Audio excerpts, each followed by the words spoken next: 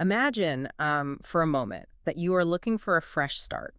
You pack up your life and you move to a quiet, picturesque, high desert town. Somewhere peaceful, right? Exactly. You are looking for peace. You're surrounded by the breathtaking beauty of the Sangre de Cristo Mountains.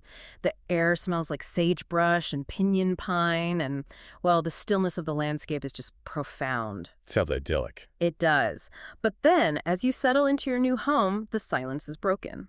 You start to notice a sound. It's a low, relentless, throbbing rumble. Like a machine. Yeah, like a massive diesel truck idling right outside your window. So naturally, you go out to check, but the street is completely empty. That's where it gets unsettling. Right. And you ask your spouse, your neighbors, if they hear it, and they just look at you blankly. I mean, they hear absolutely nothing. It's dual silence for them. Exactly. Yeah. But for you, the sound never stops. It invades your home, it keeps you awake all night, and it begins to slowly, methodically drive you out of your mind.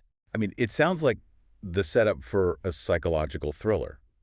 But for a very specific subset of people, this is a profoundly isolating reality. It really is. It is a biological and physical anomaly that we have basically been trying to pin down for decades. And that is exactly what we are unpacking today. We are looking directly at you, the listener, and bringing you into one of the most maddening acoustic anomalies of the modern age. It's a fascinating topic. Our mission is to tear into the enduring mystery of the Taos Hum. This is a persistent, low-frequency sound reported by the residents of Taos, New Mexico.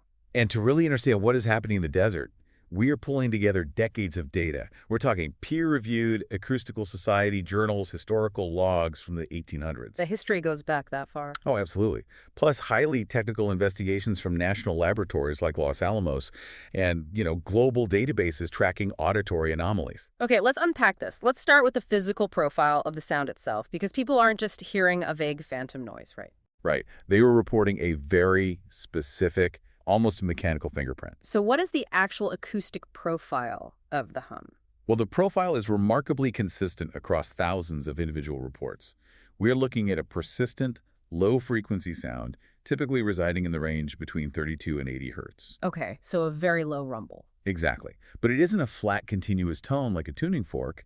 It is amplitude modulated. Meaning the volume changes. Yeah, that means the volume fluctuates, creating a pulsing or throbbing rhythm, usually beating at a rate of like 0.5 to 2 hertz. So it actually has a physical throb to it, 2 beats a second. Reading through the historical testimonies, the comparisons people make are eerily similar. What do they usually say? They describe a distant idling diesel engine or a low-powered generator chugging away just out of sight. Some even compare it to a heavy swarm of bees buzzing inside a wall. That sounds incredibly annoying. Right, and the hearers who have musical training almost always pinpoint the tone resting right near E-flat, which sits at about 41 hertz. Which is very specific. It is. For context, 41 hertz is right down near the very bottom of a standard piano keyboard.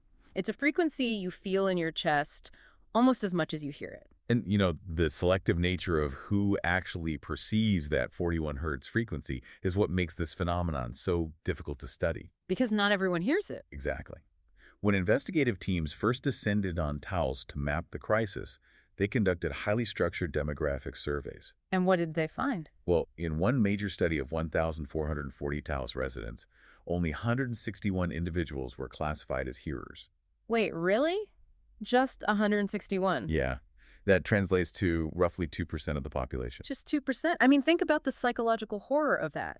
You are in a crowded restaurant in Taos with 50 other people, and you are the only person in the room whose skull is vibrating from this massive, rumbling generator. It has to be terrifying. It makes perfect sense why so many of these people thought they were experiencing a psychiatric break. It really does.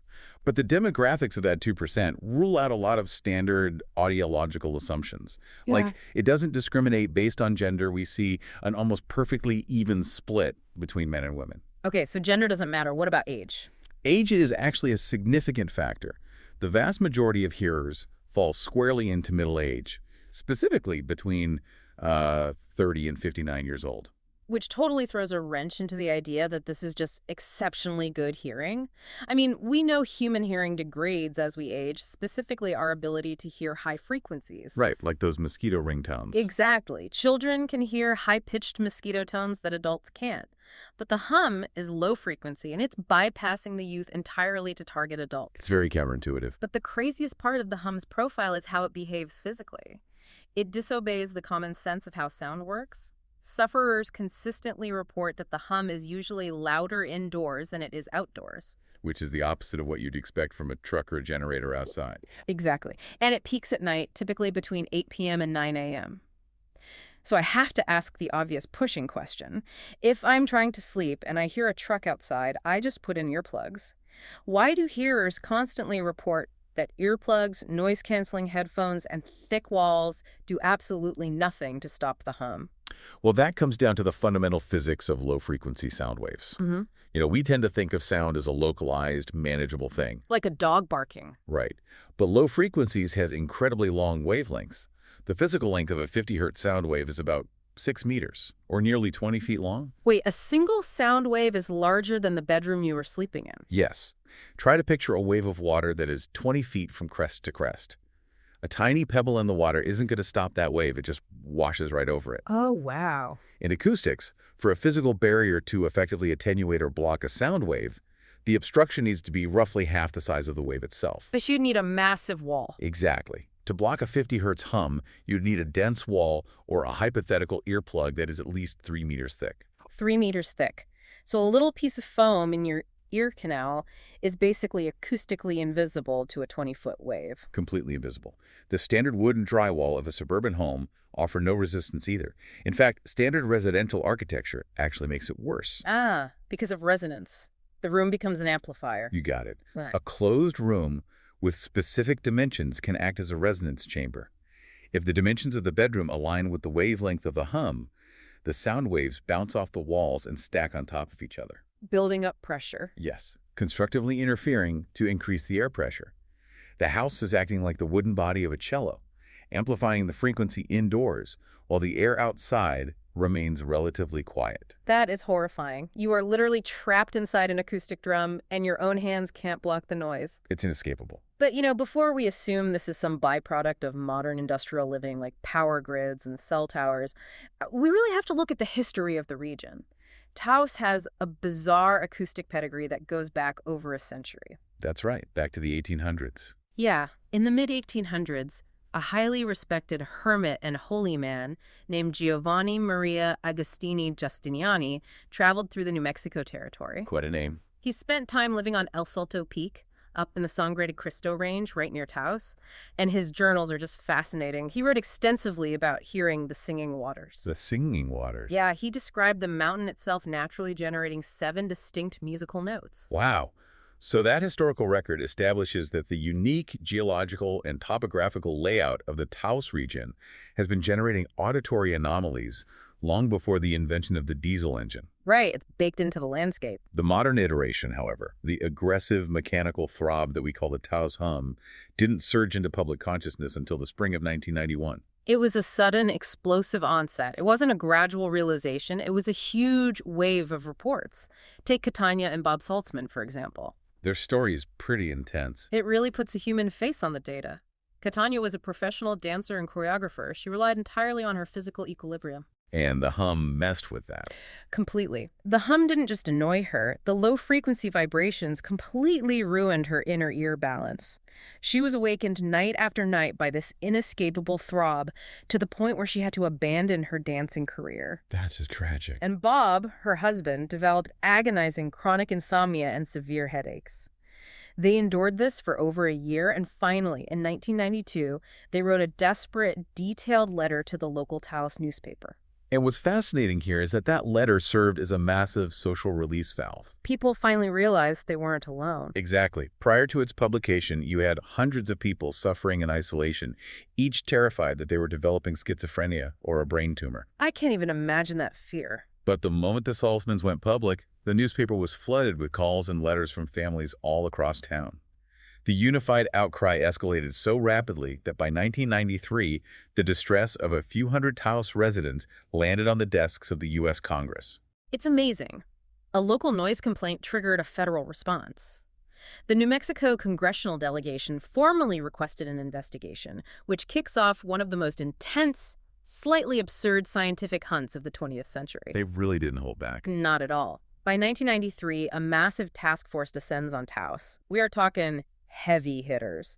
Researchers from Los Alamos National Laboratory, Sandia National Laboratories, the Phillips Air Force Lab, and the University of New Mexico. Led by some serious scientists. Yeah, prominent researchers like Joe Mullins and James Kelly took the lead. They approached the town as if they were tracking a phantom earthquake.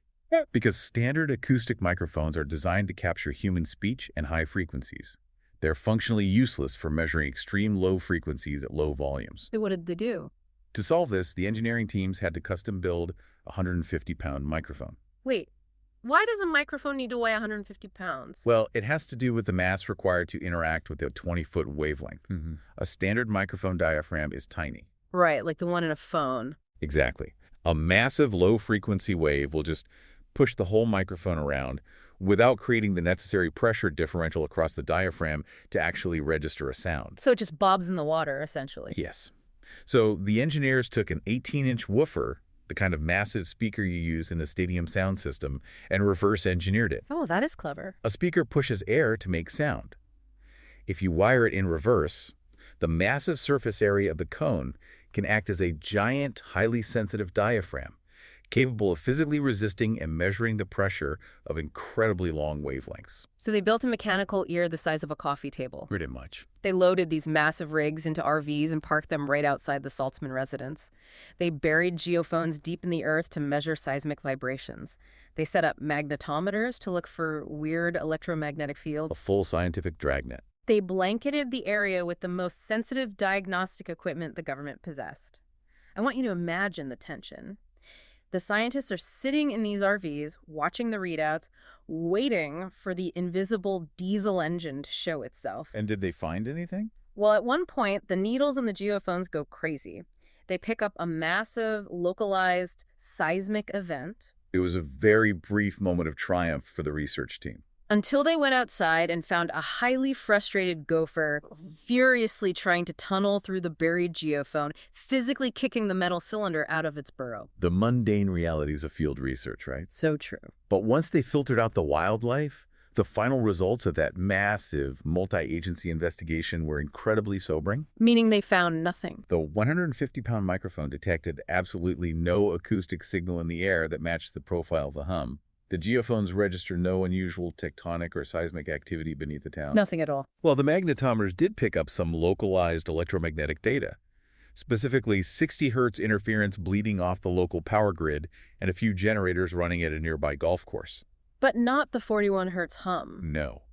None of those signals carried the 41 hertz pulsating signature the residents were describing. So the multi-million-dollar federal task force comes up completely empty. Did the scientists just pack up the RVs, look the Saltzmans in the eye, and tell them everyone was crazy? No. Yeah. Thankfully, they didn't. They avoided the trap of dismissing the victims. The researchers understood that even if the machines couldn't measure it, the biological suffering was undeniably real. So what was the next step? They pivoted their methodology. If they couldn't capture the sound in the wild, they would try to replicate it in a lab. They set up matching tests. How does that work? They placed known hearers in a controlled, isolated environment and used highly calibrated signal generators to play low-frequency sounds through speakers. The instructions were simple. Adjust the dial until the speaker perfectly matches the hum in your head. Wow. And if the hum was just a psychological delusion, you'd expect people's answers to be all over the place, right? Like, one day it's 30 hertz, the next day it's 90 hertz. Exactly. But the hearers were shockingly consistent.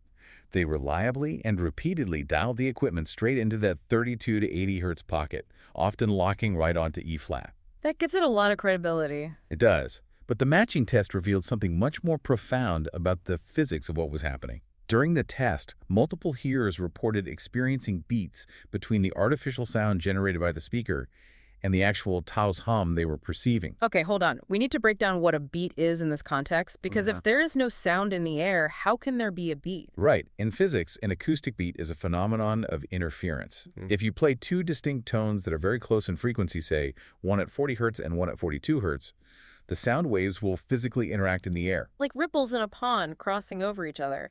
Exactly. As the waves slide in and out of phase with each other, they constructively and destructively interfere. This creates a pulsing effect, a rhythmic swell and dip in the overall volume. That pulse is the beat. So for a hearer to experience a beat during the test, the hum in their head had to be acting as a physical, independent, real-world frequency that was actively colliding with the speaker's frequency. Yes. Because you can't create an acoustic beat with an imaginary sound. That is the critical takeaway. The perception of beats strongly suggests a physical reality to the phenomenon. It behaves exactly like an external mechanical wave. But the microphones didn't hear it. Right. Paradoxically, when the hearers matched the volume of the hum, the amplitude they identified was hovering right at or completely below the known absolute threshold of human hearing. The machine says the room is silent, but the human body behaves as if it is being battered by a physical wave. There's a massive contradiction. If the sound isn't traveling through the air, we have to look inside the human machine. Could this be a massive, localized outbreak of tinnitus? The audiology community was heavily involved in assessing that theory. Classical tinnitus is a neurological condition where the auditory system generates a phantom noise. A ringing in the ears? Yeah, but the acoustic profile is completely wrong. Tinnitus is almost universally characterized by a high-frequency, piercing ring, usually between 3,000 and 6,000 hertz. The Taos Hum is a low-frequency rumble under 100 hertz. Plus, tinnitus is an internal condition. It lives in your head. I mean, if you have tinnitus and you fly to Paris, your ears are ringing in Paris. Right, you take it with you. But the Taos Hum is notoriously tethered to the geography of New Mexico. Sufferers consistently report that when they drive just 30 to 50 miles outside the town limits, the hum completely and instantly vanishes. Just stops completely. They cross an invisible boundary and the nightmare stops. Yeah. When they drive back, it resumes. That completely rules out a purely internal neurological defect. It does. But there is a much stranger biological mechanism that was considered. Spontaneous otoacoustic emissions, or SOEs. What are those? Well, the human ear is not just a passive microphone that receives sound. It can actually act as a microscopic speaker. A speaker inside the ear. Yes. Deep inside the cochlea, there are outer hair cells. In some individuals, these outer hair cells can become hyperactive and physically oscillate. They contract and expand like tiny biological motors. Wow. This generates mechanical energy that creates a faint hissing or buzzing noise inside the ear canal. Your own ear is generating its own acoustic energy. That is wild. But again, an overactive outer hair cell doesn't care what zip code you are in. Exactly. Your ear doesn't suddenly power down its biological motor just because you cross the county line into Santa Fe. So if it's not a hallucination, it's not in the air, and it's not a biological defect, we have to look down. We have to look at the ground beneath their feet. This shifts the investigation toward geology and geophysics. The Earth is incredibly noisy. It is constantly humming with microseismic activity. Like earthquakes. Or even the oceans. The sheer, immense kinetic energy of ocean waves continuously slamming into the continental shelves creates massive low-frequency vibrations that transfer directly into the Earth's crust. Wait, Taos is in the high desert of New Mexico. They are hundreds of miles away from the nearest ocean. How could waves in the Pacific vibrate a bed frame in Taos? Because the Earth's crust is an excellent conductor of low-frequency vibrations. French geophysicists later managed to map these ocean-induced seismic waves, and they found that the oscillating frequencies matched the acoustic signatures recorded deep inland. That's incredible. Furthermore, Taos sits directly on the edge of the Rio Grande Rift, a massive, active tectonic fault line. The geological theory proposes that the specific fractured rock strata beneath New Mexico act as a colossal natural resonator. So the fault lines are catching the vibration. Right. The fault lines capture the global micro-vibrations, whether from the ocean or deep tectonic shifts, and amplify them, bringing them just across the threshold of human perception for that tiny percentage of sensitive individuals. The entire state of New Mexico is acting like the wooden body of a giant cello, vibrating with the Earth's natural resonance. That's a great way to picture it. And it's not just the deep Earth. There is an atmospheric theory tied to the landscape, the Aeolian harp effect. Taos is bordered by the Rio Grande Gorge, a massive, deep, narrow chasm carving through the desert. The canyon. Yeah. Fluid dynamics tell us that when intense, high-speed wind patterns whip across and channel through these deep geological apertures, the air compresses and expands, creating a massive, low-frequency standing wave. The wind is literally playing the canyon like a flute. Exactly. It perfectly explains what that 19th century hermit was talking about when he heard the singing waters. It is a highly plausible explanation for localized outdoor acoustic anomalies. A canyon can absolutely function as a Helmholtz resonator. But there's a catch, right? There is. The problem is that the Aeolian harp effect requires wind. The Taos Hum persists with brutal intensity on completely dead, windless nights. Right. And the wind doesn't explain why the sound is infinitely worse inside a sealed house. Which means we're still missing a piece of the puzzle. Here's where it gets really interesting. If it's not acoustic air pressure and it's not an earthquake, what else travels invisibly through walls, covers vast geographic distances, and can vibrate the human body? This is where the investigation takes a hard left turn. It really does. We pivot into the theory put forward by geoscientist David Deming. What if the Taos Hum isn't a sound wave at all? What if it is a radio wave? Deming introduced a profound paradigm shift here. He directed the focus toward the TACAMO project, which stands for Take Charge and Move Out. Which is military, right? Yes, this is a massive, long-standing U.S. military initiative. The Navy needs to communicate with its fleet of nuclear submarines submerged deep in the oceans around the globe. Okay. Standard radio waves are completely useless for this. They reflect right off the surface of the water. To penetrate the ocean depth, the military utilizes extremely low frequency, or ELF, and very low frequency, VLF, radio transmissions. I want to push back on this because it sounds like science fiction. You were telling me the U.S. Navy is broadcasting a radio signal so powerful that it travels across the ocean, cuts through the Earth's crust, hits the high desert of New Mexico, and accidentally vibrates the brains of 2% of the population. I know. How does a person hear a radio transmission without an antenna? It sounds absurd until you look at the established science of bioelectromagnetics. VLF waves are colossal. They require antenna grids that span entire peninsulas and consume massive amounts of power. Massive waves. Right. Because of their sheer scale, these electromagnetic waves easily penetrate the Earth's crust, and they effortlessly pass through the walls of a house in Taos. Now, how does a human hear it? Deming points to the microwave auditory effect. Also known as the Frey effect. Correct. Alan Frey's research from the 1960s. Frey proved that human beings can perceive specific radio frequencies as distinct sounds, clicks, buzzes, or rumbles. Without any speakers. Right. The mechanism is thermoelastic expansion. When a massive electromagnetic wave passes through the human head, it gets absorbed by the tissue, causing a microscopic, instantaneous spike in temperature. Heating up the brain. Just slightly. This creates a rapid thermal expansion of the tissue, generating a physical acoustic pressure wave directly inside the skull. The wave travels through the bone and fluid to the inner ear, bypassing the eardrum entirely. The radio wave is literally cooking the tissue just enough to create a microscopic shock wave inside your head. That is unsettling. Very. And another biological component is magnetite. Human brain tissue and the inner ear contain trace amounts of biogenic magnetite, a highly magnetic mineral. So we have metal in our heads. We do. Deming hypothesized that the 2% of the population who hear the hum might possess slightly higher concentrations of magnetite or a specific neural sensitivity. So they act like literal antennas. Exactly. When the military's VLF waves wash over them, their biology translates that electromagnetic radiation into a physical, mechanical throb. That perfectly explains the paradoxes. I mean, it explains why earplugs are useless. The signal isn't entering your ear canal as vibrating air. It's beaming directly through your skull. It explains the walls, too. Right. It explains why thick walls do nothing, because radio waves pass through drywall like it isn't there.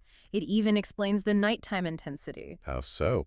Well, the ambient electromagnetic noise of the city dies down at night, and the military might run specific high-power transmission protocols when the ionosphere is more stable. It is a remarkably robust hypothesis. But to truly evaluate its validity, we have to look beyond the city limits of Taos. Zoom out, essentially. Right, because the New Mexico case is the most famous, but it is far from unique. To understand the mechanism, we must analyze the global data set. Absolutely. I want to bring Glenn McPherson into the conversation. He is a high school math teacher and researcher living in British Columbia. One day, he starts hearing a relentless hum in his own house. And what did he do? Instead of suffering in silence, he applies his scientific training to the problem.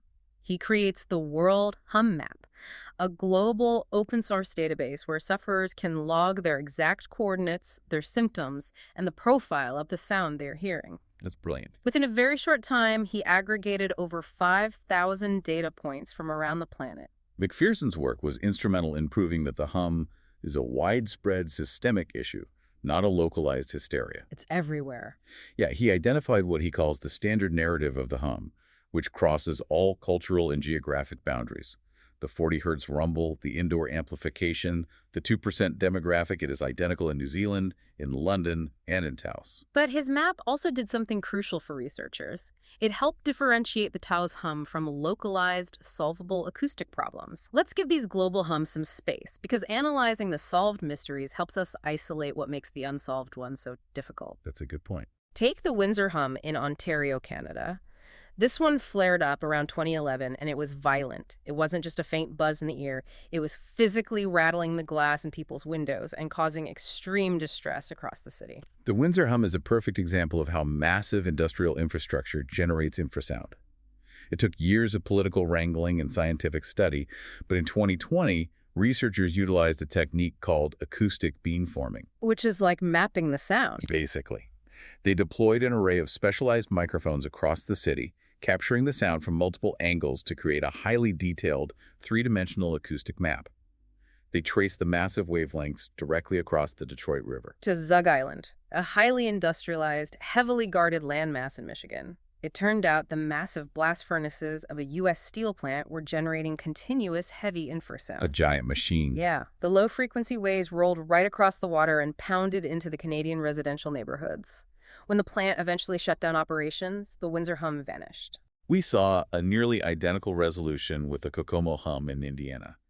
Residents were plagued by a low-frequency drone that caused headaches and joint pain. What was that one? After an extensive acoustic audit funded by the municipal government, researchers traced the precise frequencies to massive industrial cooling fans at a local Chrysler casting plant, as well as an air compressor at a nearby forge. So another industrial source. Right.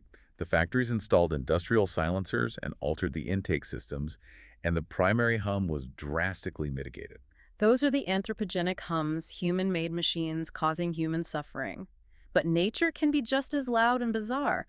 The Sausalito hum in California during the 1980s is legendary. Oh, this one is fascinating. You have this community of people living in houseboats on the water, and they are being kept awake by this intense low-frequency droning vibrating right through their beds. They suspected secret underwater submarine testing or rogue electrical generators on the ocean floor. And what was it actually? No, the reality was far more ecological. Marine biologists ultimately solved it.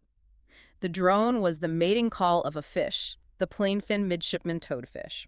A fish. Yes. During the breeding season, the males vibrate their swim bladders rapidly to emit a low, resonant hum to attract females. Wait, a fish humming underwater kept an entire town awake. The physics of the houseboats created the perfect acoustic storm.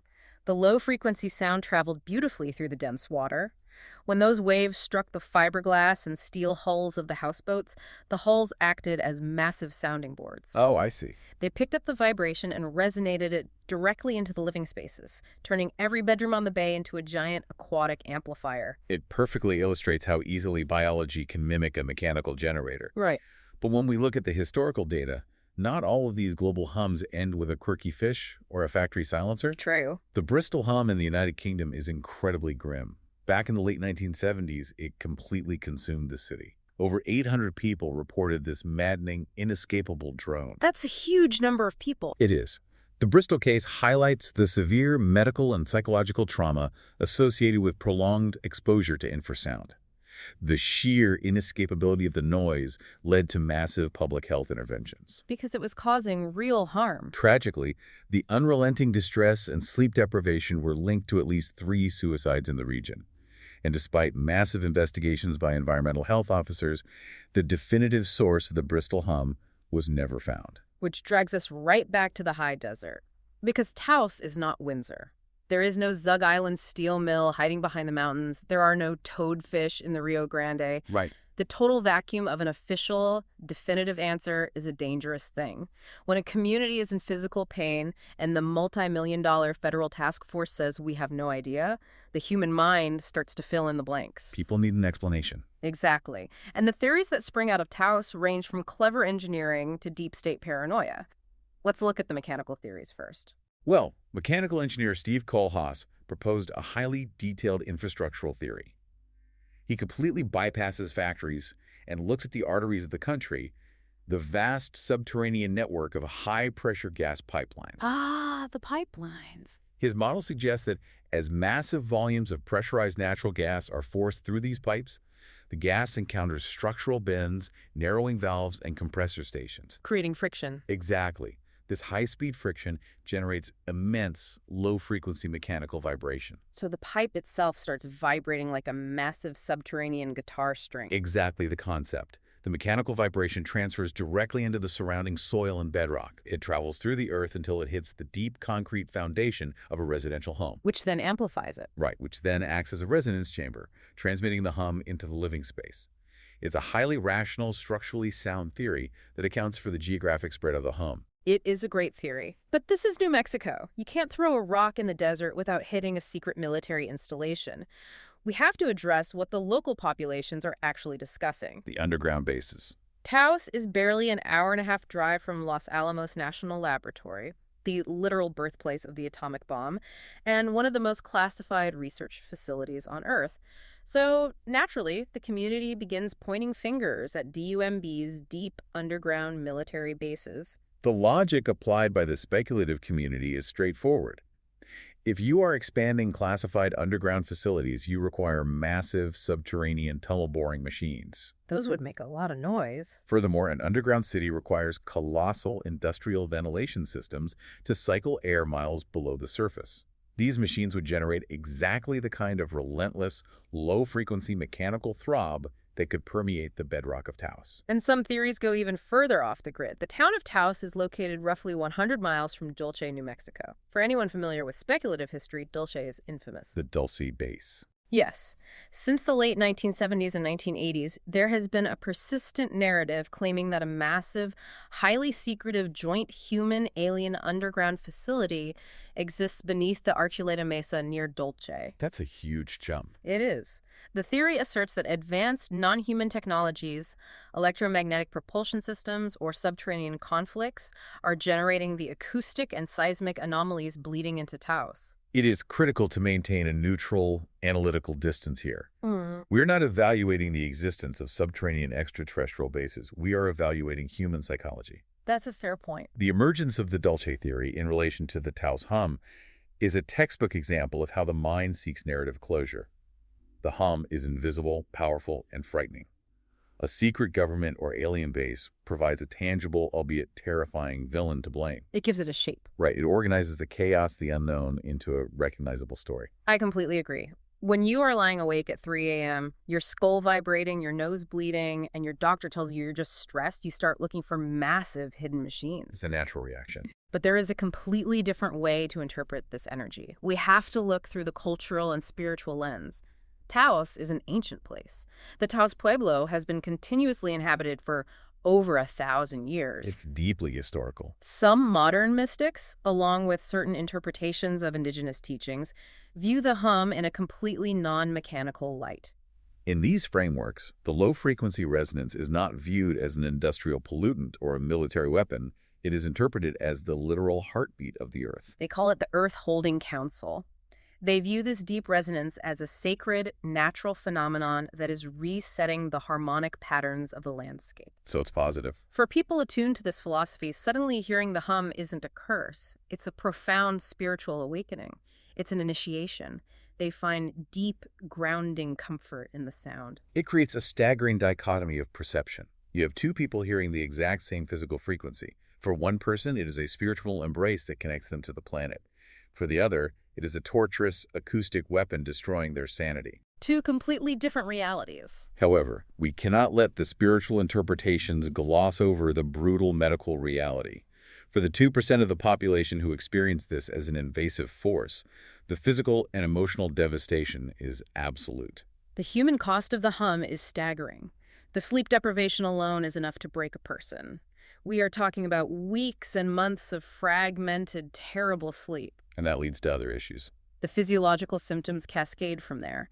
Chronic nausea, intense vertigo, brutal pressure in the inner ear, sudden nosebleeds, and a constant vibrating anxiety. You feel like a truck is parked on your chest 24 hours a day. And the physical symptoms are compounded by the social isolation. That is perhaps the most insidious aspect of the hum. Because no one believes you. You are suffering from an invisible disease.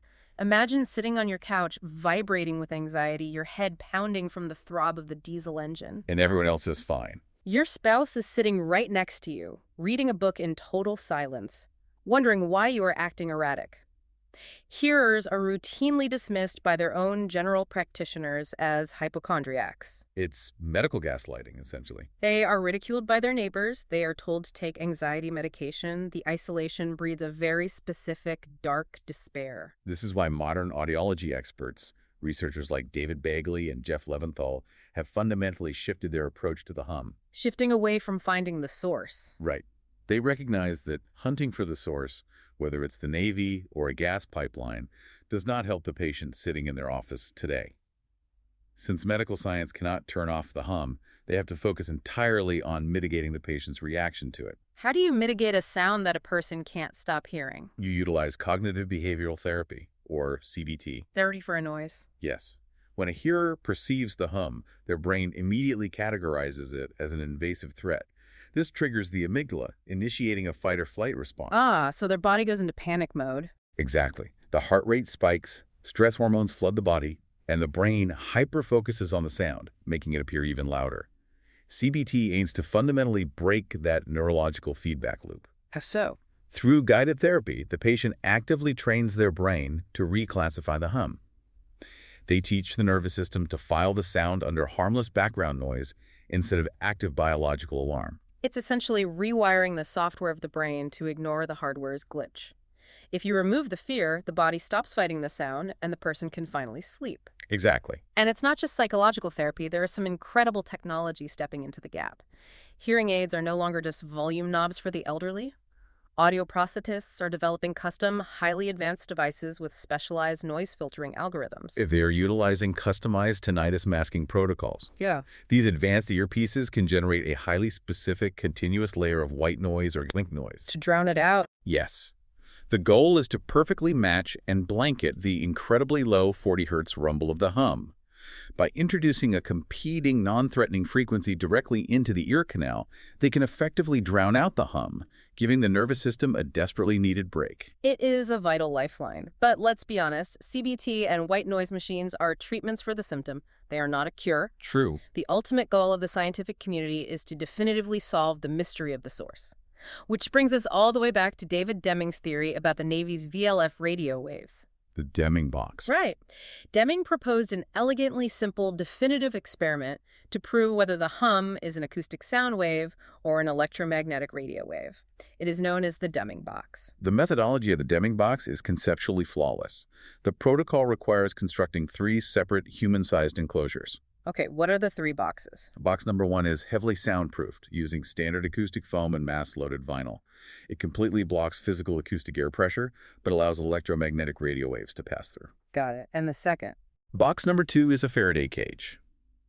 It is designed to block all electromagnetic radiation and VLF radio waves, but it allows standard acoustic sound to pass through. Okay, and the third? Box number 3 is an empty, unshielded control box. It is the ultimate scientific trap. You take a known, severe hearer of the hum and you cycle them through the boxes.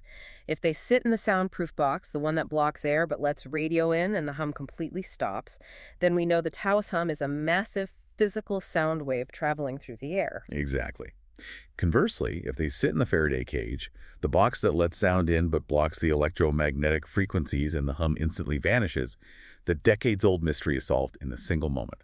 That would be amazing. It would definitively prove that the human nervous system is receiving massive military or atmospheric radio frequencies and translating them into perceived sound. It is the silver bullet. It's a 3-box experiment. Why hasn't this been done? Why hasn't a university built this and put 100 hearers through the test? Because building a Faraday cage that can block a very low frequency wave is a monumental engineering challenge.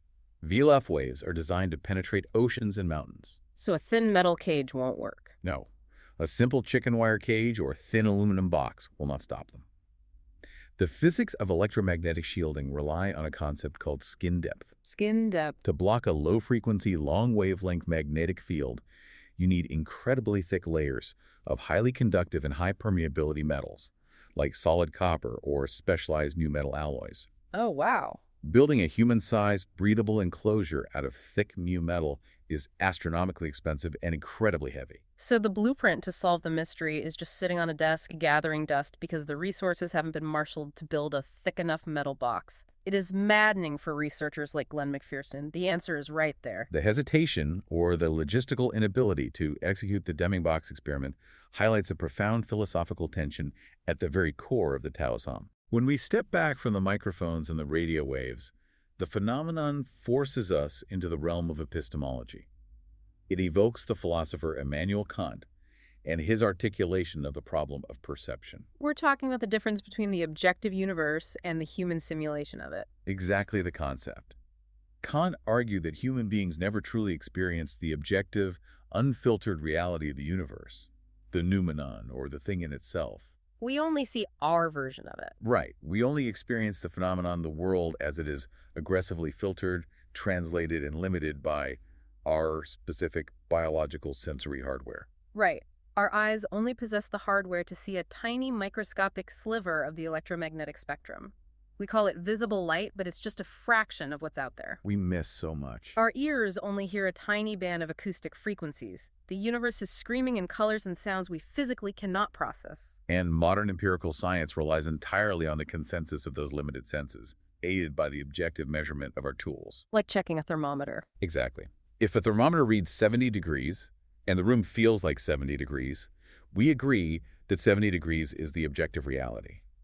But the Taos Hum violently fractures that consensus. Because there's no consensus. Right. We are confronted with a stimulus that is consistently, predictably, and painfully experienced by a small fraction of the population, yet it entirely escapes our most advanced 150-pound objective measurement tools. It is the ultimate tree falling in the woods scenario. The hum represents a concept that researchers call a privately objective reality. A privately objective reality. I like that. It is an objective, physical, mechanical truth for the 2%. It is destroying their sleep and their lives. And yet it is completely, factually non-existent for the 98% standing in the exact same room. It's wild to think about. It forces a brutal question. If an experience cannot be measured by a machine, but is absolutely universally real to the biological organism experiencing it, does it exist in reality? It challenges the deep-seated arrogance of standard acoustic and neurobiological models. It proves, without a doubt, that there are absolute hard limits to human environmental measurement. You assume we know everything. We operate under the assumption that our machines have mapped, quantified, and categorized the entire physical world. The Taos Hum proves that we are still trying to measure a shadow with a ruler. So as we pull all of these threads together, what is the ultimate verdict? We have sifted through the historical logs of mountain hermits, the massive government microphones, the underwater submarine radios, the fish, the factories, and the Deming box. It's a lot of data. What is the Taos Hum? The most scientifically robust conclusion drawing from all of these disciplines is that there is no single Taos Hum. It is almost certainly a complex, perfect storm synergy of events. That is the most holistic synthesis of the data. It is highly probable that New Mexico's unique tectonic architecture and deep fault lines are capturing microseismic background noise. The natural earth hum. Yes. That natural resonance is then combining with the 60 Hz electromagnetic hum bleeding off the modern power grid. Layered on top of that is the pervasive, inescapable wash of VLF signals from global military communications. It is an invisible, massive soup of overlapping energy. And for 98% of the human population, that energy remains entirely undetectable. Our brains filter it out as structural noise. But for the hearers. But for a biologically sensitive 2% individuals possessing a slightly different inner ear structure, an anomaly in their temporal lobe, or trace amounts of magnetite in their brain tissue, that perceptual threshold is violently breached. It is an acoustic ghost. And it remains unsolved because it doesn't want to be found. It hides in the profound stillness of remote, high-desert locations. It really does. It rests precisely at the bleeding edge of our technological ability to measure and our biological ability to perceive. It exists perfectly in the margins. And as long as it remains just out of reach of our instruments, residing only in the nervous systems of a select few, it will continue to be a source of both profound psychological torment and enduring scientific mystery. Which leaves us with this final thought. We place an incredible amount of faith in our technology, We rely on highly advanced, multi-million-dollar scientific instruments to define the absolute boundaries of what is real and what is not. We do. But if the human nervous system can perceive a massive geographic physical energy, a rumbling presence that our most advanced 150-pound microphones cannot even detect what else is vibrating through your living room right now that you simply don't have the biological hardware to tune into. To everyone supporting GL Deep Dives, thank you for being part of this journey. If you're enjoying the show, make sure to follow and subscribe because we're only just getting started.